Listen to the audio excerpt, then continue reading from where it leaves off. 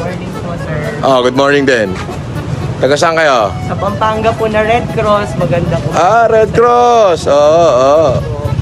Sino ang nag-coordinate sa inyo? Si Ma'am Beth? Opo, si Miss Beth. Red Cross. Mga taga Red Cross. Kaway. Hi. Batiin mo yung mga taga Red Cross. Binabati ko po yung mga taga Red Cross. Kami po yung taga Pampanga. Maraming po salamat, Sir Francis Leo, sa tulong po sa natin. Thank you din. Salamat kayo kay Lord. Thank you, Lord. Ayan. Hello. Pwede ko ba sama yung building truck mo sa naman kung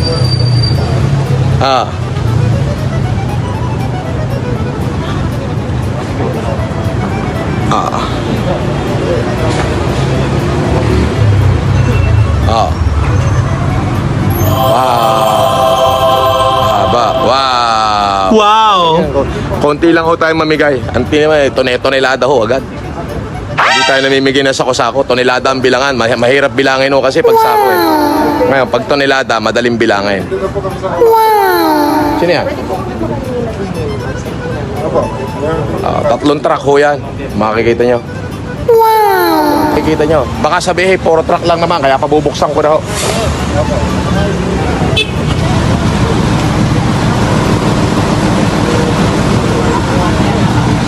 Konti lang, para magkaroon ng buwelo rito.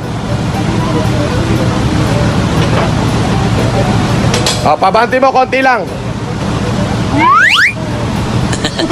Konti lang, mga 1 metro.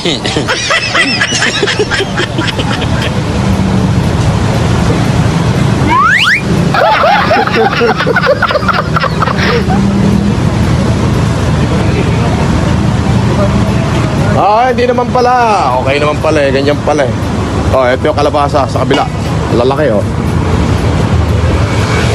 Mga pang-export yan.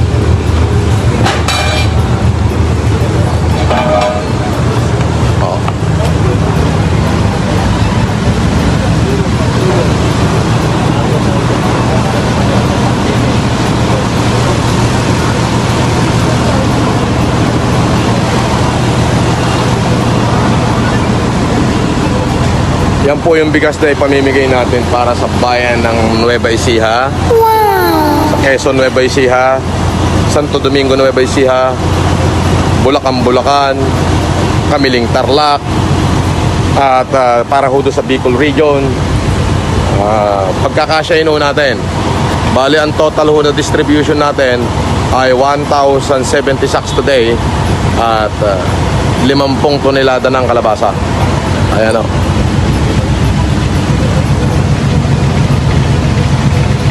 Halos flat na yung gulong eh.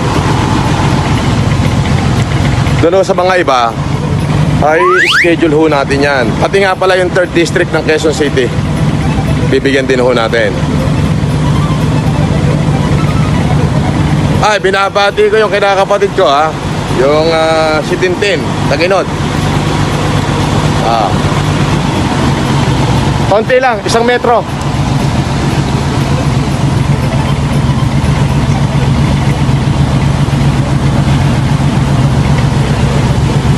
Kung makikita nyo po yan, talaga pong sabi ko nga, first on fight, last withdrawal. Nung unang araw na pumutok ang COVID, tayo ho'y nanindigan at sinabi ho natin na tayo'y tutulong hanggang sa matapos ang lockdown. Sa aking buong akala ay 15 days lang. Tinayuan ho natin yan. Na-extend na naman ang pangatlong extension, tinayuan natin yan. Pang-4 na extension, nakatayo pa rin ho tayo. Pang-5 extension, talaga hong ako nga hoy, sabi ko yung ordinaryong mamamayan lang ang tanging layon ay pagmamahal sa ating mga kababayan. Kaya hindi ho tayo mapipigilan. Sige ho, andyan na yan eh. Di gawin na natin. Ayan o. So ayan. Saka 3 truck ho yan. Magkakasunod. Kung makikita nyo. Ayun. 3 truck ho yan. Galing lahat ng norte para maghatid tulong sa iba't ibang lugar sa Pilipinas. Yan o. Ngayon, kung hindi nyo pa rin nakikita yan, ay baka sa susunod ho, kayo magpunta na sa aking optical mission nang kayo ho ay mabigyan ng libre salamin sa mata. Yan. Ang pinakamaaga ho rito, yung mga taga Red Cross ng Pampanga. Ang aga nila. Talagang first on fight talaga yung mga taga Red Cross. May isa pang sobrang aga. Yung magaling na konsyahal ng San Juan. Sir, alam nyo ha, isang sinabi niya, dodoble niya yung binanggit kong 20, naging 40. Ito, nandito na ako para kunin. Bali, 60 racks. 60 sacks of rice. Thank you, suporta. San Juan. Yun yung diwa ng ng challenge eh. Yeah. Ang diwa kasi ng Mayaman Challenge ay hindi lamang yung tipong hindi yung hingi ka sa akin, hindi gano'n. Kumbaga, para ibig sabihin, challenge ko ako, sasagot ako, ang ibig sabihin nun ay nadagdagan yung ipamimigay ko kasi may sumasagot. On the spot ako dun ha, talagang alam mo, labas kaya pamato na ako. Kaya pinakamatindi, interviewin mo ulit ako. Interviewin ulit. Interviewin mo ulit ako. Eh wala tayong magawa, basta sa pagtulong nga. Sabi nga ni Paul, kahit maubos daw yung kanyang pimp kicks. Pambira. Hanggang dito ba naman sa may pimp kicks pa rin? Pimp kicks. Supportahan nyo ha. Pakiawin nyo yan para may pambili si Paul ng bigas. Yes sir. Para yung design conic ko, announce ko na rin. Ano? Kumpanya ko, design conic. Baka may mga bagong condominium dyan na wala pang interior design. Sa akin na kayo magpa-design para makabawi-bawi naman ako. Tama. Ha? Sa akin na kayo magpa-design, yung mga design conic dyan. Morning din. Dahil puso pala. May taga San Juan na ba dito? Shout out nga ng mga taga San Juan dyan. Shoutout, San Juan. Ako naman na mag-i-interview sa'yo. Sige. Yeah. Balik ka rin ako. Ano masasabi mo dun sa matandang hukluban na sinasabi lahat daw ng mga naniniwala at kaibigan ko, mga kasabwat ko daw sa scamming sa online? Ano daw tayo, mga hacker daw kayo eh.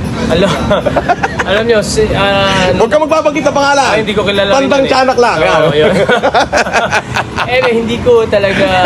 hindi ko kilala yon. Sorry ha. Pero, alam na, nagugulat na ako kay Idol FLM. Ako nung una rin, sa totoo, hindi ako naniniwala eh. Pero nung nasubukan ko nang pumunta rito, at nagbigay siya ng tilapia, nagulat ako. Sabi nila, totoo ba yan? Nagbigay ng cheque. Totoo, nagbigay ng cheque at na-deposit ko at na-good po ang cheque. So, naipamigay ko na yung kalahati ng kanyang tilapia. So, abangan Okay, natin ito kung po. maraming pagtulong. Ito po yung mga kukuha ngayon. Ito po, ulitin ko, 3 truck po yan. Ayan. At ayun ho yung 2 truck ng gulay. Magkasunod ho yun. Hindi pwedeng basta-basta magdidikit-dikit. Mayor de Guzman ng Santo Domingo, Nueva Ecija. Ready na. Mayor Boyet Hoson, Quezon, Nueva Ecija. Vice Mayor Patrick Meneses. Grabe. Bulacan. Mayor Agustin, Kamiling Tarlac. Nakalista ka dyan, ha? Councilor Paul Artadi. Tsaka ho yung tinamaan ng bagyo sa Bicol, tinamaan ng bagyong Ambo. Bagyong Ambo, ang humingi po nito, nag-facilitate ay si Jacqueline Freeman, o mas kilala na si Mami Elizabeth Oropesa. MRRD NECC, yung Mayor Rodrigo Roa Duterte, care of Chuchi Villar. Ayan. Mr. Leo Obligar po, para dyan sa Net 25. Siya, mamimigay daw siya ng bigas doon sa kanyang mga listeners. INC at saka sa mga kapatid. Sabi niya, araw-araw daw siya mamimigay. Sagot ko na yung 1 buwan mong ipamimigay. Ay, grabe. Basta mga 20, 10 tao lang isang araw. Yung 1 buwan niyang pamimigay, sagot ko na. At Malate Catholic School. At syempre, yung aking mga kabrad sa fraternity, sa Alpha Kappa Rho. Mabuhay kayong lahat. So, ito na. Ayan yung ating bigas. Yan. Yan. Ayun yung 2 truck ng ating gulay.